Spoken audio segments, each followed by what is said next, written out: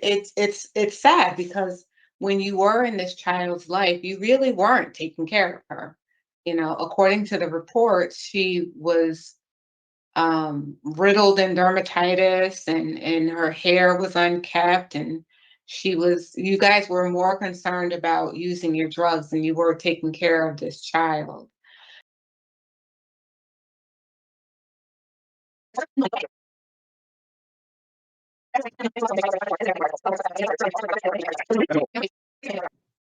Nicole point 301-307. This hearing is being conducted in consideration of the parole application for Nicole LaPointe, 301-307. She is serving a sentence of 5 years flat for risk of injury to a child and criminal violation of the restraining order. As of today, records reflect the parole eligibility date of August 7th, 2024. There is no victim input in this case. There is an offender accountability plan for the offender. It has been reviewed and shows she has completed Tier 4, the Aftercare Maryland Baker program, and she's in a medicated assisted treatment program. Utilizing the woman's risk need assessment, the offender's overall score for recidivating falls within the moderate range. Ms. LaPointe, this is your opportunity to express to the board why you believe it should be granted parole. You may begin. I'm grateful to appear before the board today as a woman in recovery. It's due to the consequences of my addiction that I'm before you for this hearing. I'm able to look back and see common patterns of impulsive behaviors, mental health issues, and toxic people, places, and things that surround periods of time where I experienced the consequences of using drugs. I didn't always identify as being an addict, though. I would minimize and rationalize my addiction, comparing myself to others who are using hard drugs or doing worse than me. By identifying as a functioning addict, I would justify my addiction based on my accomplishments rather than the consequences. I was arrested, incarcerated, and suffered damaged relationships. But I also went to work every day, paid my bills, and attended school. As time went on, the pattern became active addiction with periods of clean time in between. I would enter treatment sporadically and would think that was enough. It never lasted, though. I wasn't being honest with myself. I just couldn't say I was in trouble. I always thought I had things under control and I could fix things even if they were getting out of control. Living and using until things fell apart, then picking up and putting all of the pieces back together again, only to self-destruct once again, became a vicious cycle. I was spinning out of control while trying to manage and control my addiction. This caused me to make horrible choices which caused harm to the people I love most. Had I asked for help, I may have avoided making so many mistakes.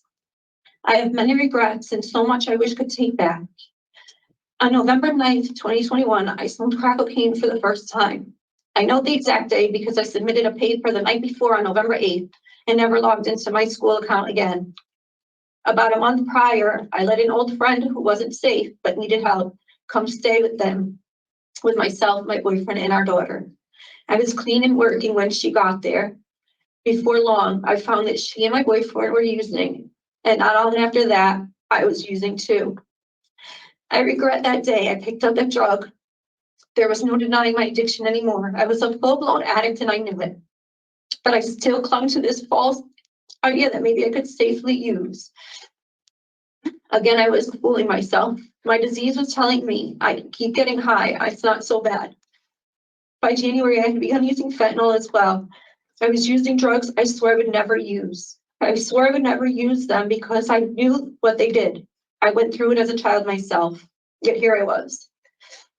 On January 5th, 2022, I had to have 911 called because my daughter Ava was unresponsive. After ingesting drugs, she found fentanyl and cocaine. These drugs belonged to her father and I. In that moment, as her father and I waited for help, desperately trying to arouse her,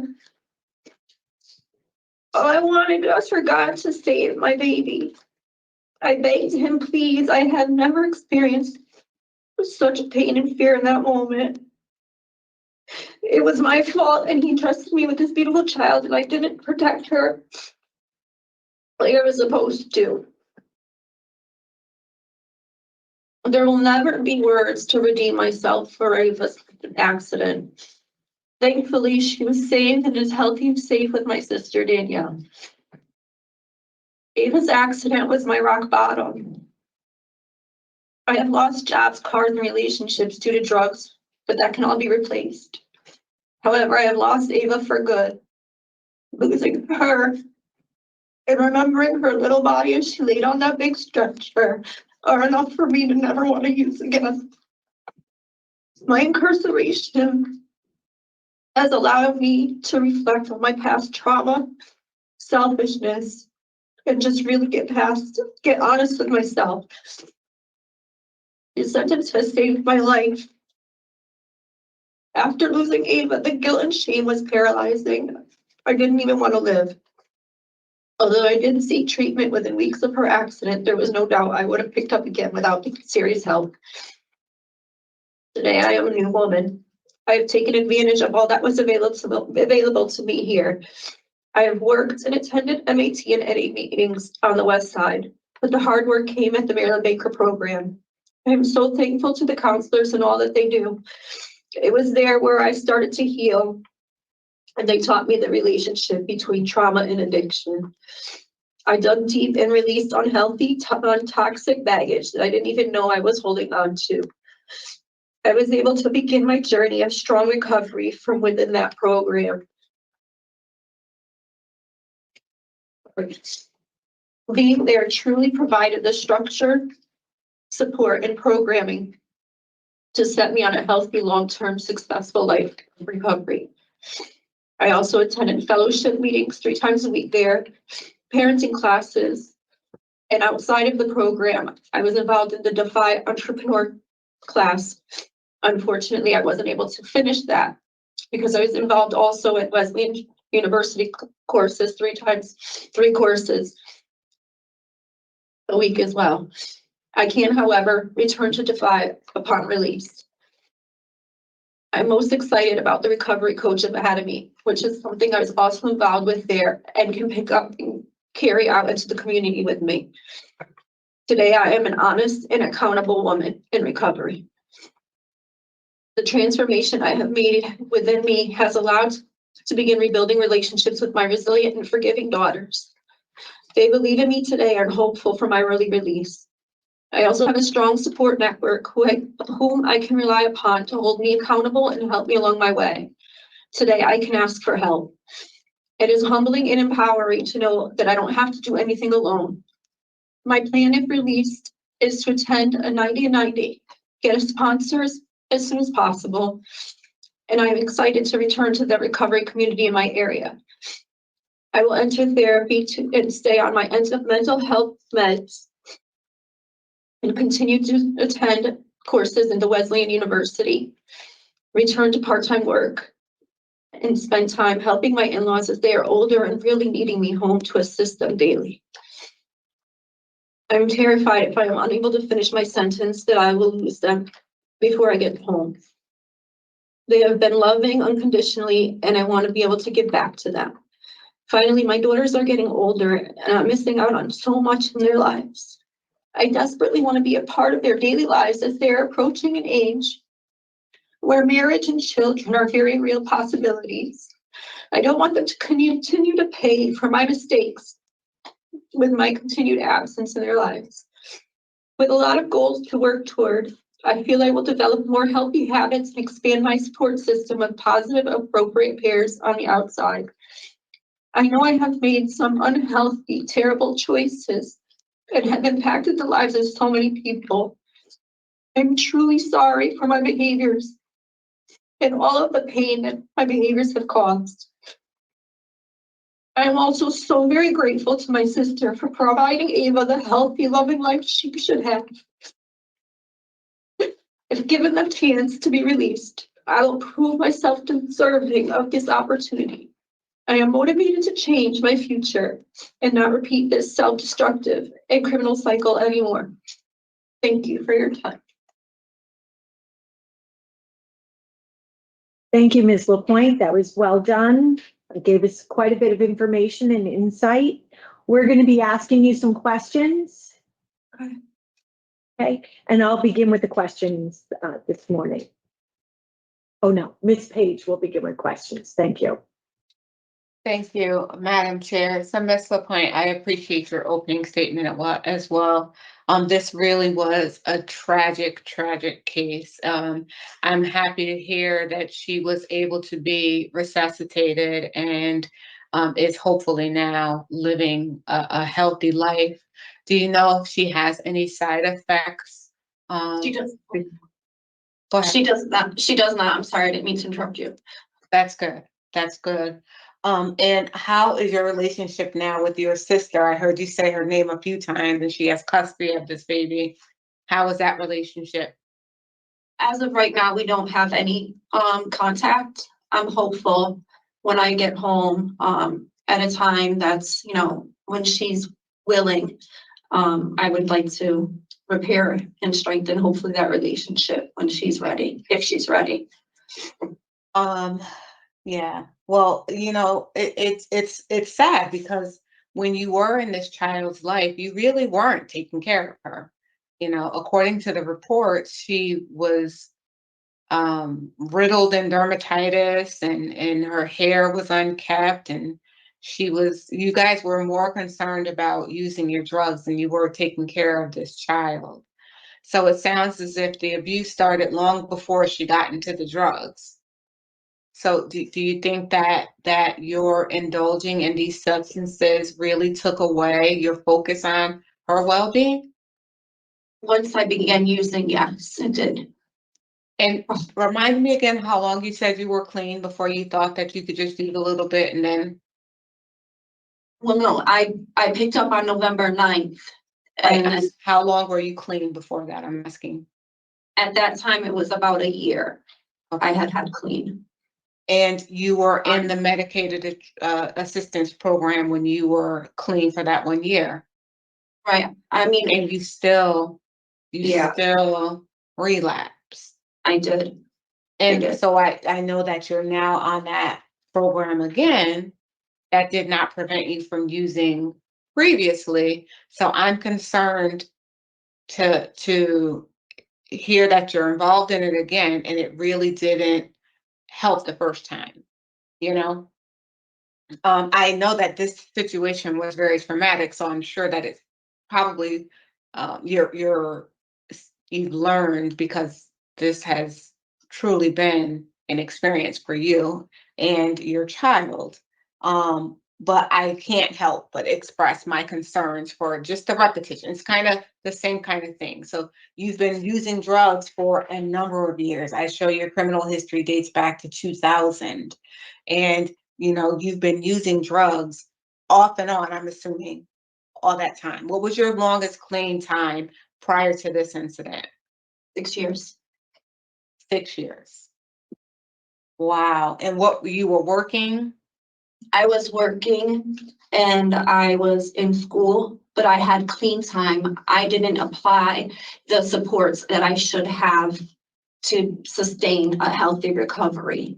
And little by little, I started to not have the healthy parts of what was necessary. I started neglecting my mental health first, and then it maybe started to talk to different people that I knew weren't healthy for me.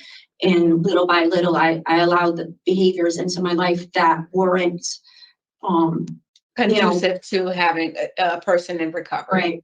Right. And we hear that story so frequently. But, I'm really hoping that this really was a pivotal moment in your life because I know you have 4 other children, and I'm sure that they've experienced the clean mom and the mom that's addicted to drugs. How is I heard you talk about them briefly in your opening statement that they're at an age now where they're about to start getting married and having children of their own. How did you repair that relationship with their older children? My 2 older daughters, our relationship hasn't ever been severed. Obviously, it's, they've suffered just the same by not having me there. They're really, really hoping I come home. Of course, you know, they still are longing for that mom that they know that I can, and they, you know, they're ready, they're eager, they're supportive, and they're just, they're forgiving. And I'm really, really grateful for that. They're really good girls. They really are good. And do they have a relationship with the victim in this case? They do. They And do. what are their thoughts about what you did to her? You know, they haven't really said too much to me about it. And I would never push a conversation about the issue. But If maybe they- that's a conversation that you need to have with them, because you talked extensively about the guilt that you felt because of this, you know, offense. And I would hate to have that be like the elephant in the room and you relapse, you know, because of it. Guilt is it's something that probably drives a lot of people into positions that they normally wouldn't be in, like depression and so I just think that confronting it head on, or at least discussing it in your therapy sessions, would be beneficial to you to help you avoid your relapse. Yeah, You know, I'm glad to hear that you have support in the community. You haven't received any disciplinary infractions. I heard you talk about getting a job part-time and going back to school. The 90 and 90, it really does sound like you have a strong relapse prevention plan. And I really do hope that you utilize that plan when you're released out into the community. Explain to me why you took a flat sentence, Ms. LaPointe. um, it was advised that by my lawyer, and he indicated, I think that was gonna be the only offer. Okay. And, Was it Oh, that because you hadn't done that great on prior supervised releases? that wasn't mentioned, to be honest. So this I- was the only, they said 5 years, that's it. They didn't offer you any times with supervision. No, this was the only offer I got. But, I do know I have a violation on my record, and I was remanded, on a TS. I do No, know, you have been given 11 opportunities at supervised release, and 7 of those you failed or you finished unsuccessfully. So you don't have the best record out there because you violated your probation. I show the most recent one was in 2016, but it's just the repeated behavior over the years. And I have to be honest that given the amount of drugs that you were using and the length of time, I'm surprised that you're still like here and you have all your cognitive issue, you know. It's amazing because you've been doing this for so long, putting the poison in your body. So I really do hope you're done with this, Miss Lapointe, and I apologize if I say your name incorrectly. Today, I want you to know that I am willing to support your request for discretionary parole. I think that you do need some supervision when you're out in the community, and I do think that parole supervision would be the right amount, will provide the right amount of supervision for you to kind of deter you from committing any additional offenses and hopefully continue your sobriety when you're out in the community. So I don't have any other questions. But you do know that there is a protective order with this victim, and you are not allowed to have any contact with her or your sister. Or I see that there are 2 protective orders. So I'm assuming. yes, Okay, all right. So Yeah. you're not gonna have any contact with those people. Okay, thank you. thank you, Ms. Page. All right, thank you. Mr. Paul? Thank you, Madam Chair. Just real quick, who do you have for a coach? Jennifer Reed. Or in here, Yep, in here is Ms. Kane. okay, and when you get back out? It's going to be, Jennifer Reed. You're talking about the recovery coach, correct? Yep. That's all I have. Okay. I have no questions. I think panel member Page has already made reference to her vote of granting in favor of parole, Mr. Paul. And I would agree as well. And conditions, I had mental health evaluation and treatment, no contact with the victim, AN. And then I saw two co-defendants, a Jennifer Hack and an Arnold Nelson. All right. I also So- have a no alcohol condition, referenced to, I know that she said that she was, I thought that I read somewhere that she was using alcohol. I have alcohol, crack cocaine, heroin, fentanyl, PCP, and marijuana at some point throughout your history. Okay. Okay, we'll add no alcohol.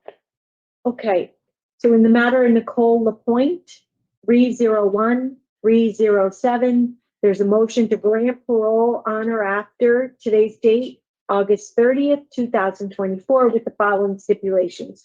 No alcohol, mental health evaluation and treatment, no contact with the victim, AN, and no contact with co-defendants, Jennifer Hack and Arnold Nelson. Do I have a second? All those in favor? Aye. Hi. All right, Ms. Lapointe, we wish you well.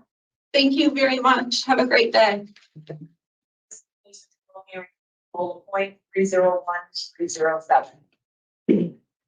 I could hear Mr. Mirabella all the way from Louisiana. Actually, it was coming in like Mufasa in The Lion King when he's talking to Simba. I can, for those of you not familiar, Mr. Mirabella, he's from Louisiana on my other channel, Mandoo 1, where we cover primarily Louisiana parole hearings.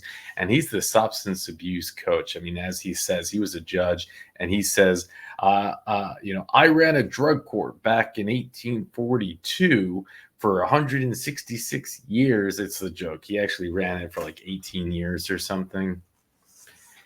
And this case is just meant for him because, I mean, this person, in my opinion, in my very humble Mandoo opinion, is still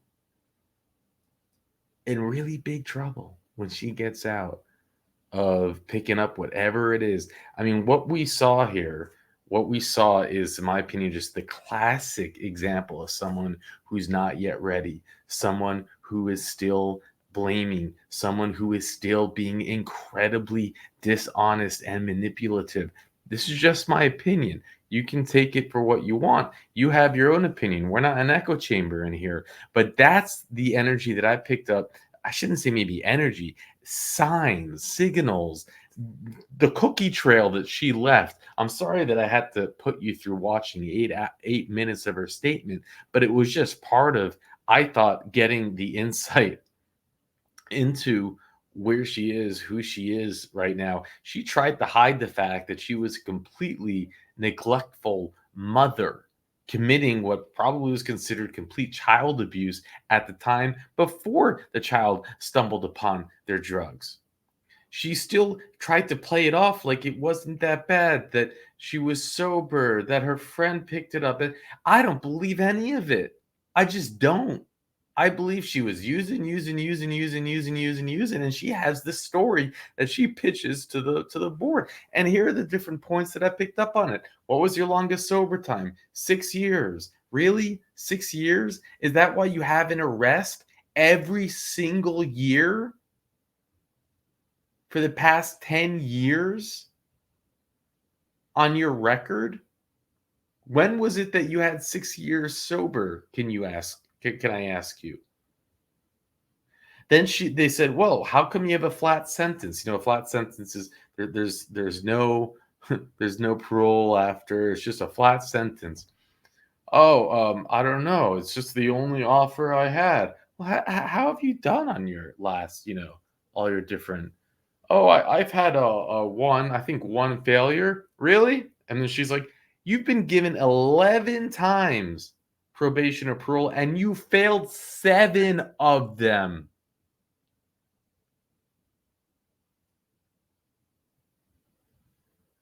Wow. And she's talking about how she needs to take care of her parents and her other kids. It's so unfair to them. It's like, please, you got to be real with yourself before you can start to recover. You got to accept the situation that you're in. I don't And they have this parole board has this things like, well, if you have a flat sentence, we have to parole because we want to give you supervision. They always fall back to that one. But even it doesn't work both ways, because someone could have 10 years of supervision and they'll still parole early for some ridiculous reason. So it's just the strangest thing. I see someone who is in serious risk. She needed more time. Sometimes you just need more time. She only got incarcerated on 4/4/2022. Her full term date was 5 years. Sometimes you got to sit a little bit, at least until you can be honest with yourself and those around you. Let me share with you her arrest record. Thank you, Richard, for printing it all out. And remember, this Connecticut, they only share the past 10 years. As the board mentioned, her history goes back to over 20 years. They only share with us 10 years. So we have larceny, 6th degree, sentenced 2 years, but suspended, right? So she didn't have to serve time with that. 10/10/2015, larceny, 6th degree, sentenced, again, 2 years, but suspended. 12/17/2015, so this would have been just 2 months after that one. Illegal obtaining of a prescription, sentenced to 4 months jail. So the judge said, you're actually going to get jail this time. 8/16/2015, 6th degree larceny. 12/1/2016, again, 6th degree larceny. Criminal trespass. 6/27/2019. She has all these cannabis charges. I don't know how you get that, what it is, but okay. Like 6 cannabis charges. And 7/23/2020, the criminal violation of a restraining order, which is always scary. And 4/1/2022, risk of injury to a child, but that's the sentencing date. So the risk of injury, I think, was on the same as the 2020. So I don't know where she can point out to that 6 years of sobriety. And I don't know, maybe it happened in the year 2000 and something to something. But I personally, for one, I just realized now that you can't even see what I'm pointing at, huh? Whatever. I hope you forgive me. It should have been like this. But yeah, I mean, what's the big deal? Look, I'm not trying to come down and be mean or anything like that. I think I'm just saying it again is what after seeing so many of these hearings and seeing people who battle with addiction, is that you can kind of tell when someone's not ready yet. And you're doing this, and again, I can hear Mr. Maribel's voice saying this. We want you to succeed. We are telling you, you're not ready to get out yet. You need more time. You need more programs. So when you get out, you stay out.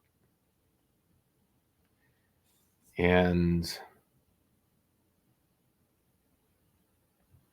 hey, if she comes up for a revocation hearing, we'll cover it here. We follow, Richard keeps track of every person that we cover, and we get a big notification when we know, when something goes up. And so just make sure you subscribe if you want to keep track. I'm wishing her the best.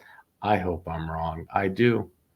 I didn't see it there. And it's kind of surprising that the parole board doesn't seem to, they figure, well, we'll rather you out there with supervision than in here, taking more programs.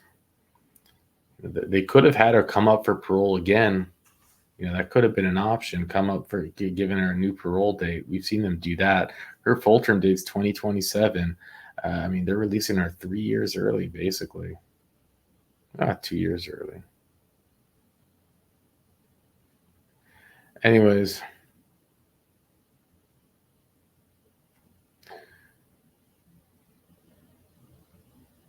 That's it.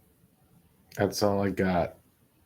So with that, I'll let you go. It's sad because when you were in this child's life, you really weren't taking care of her.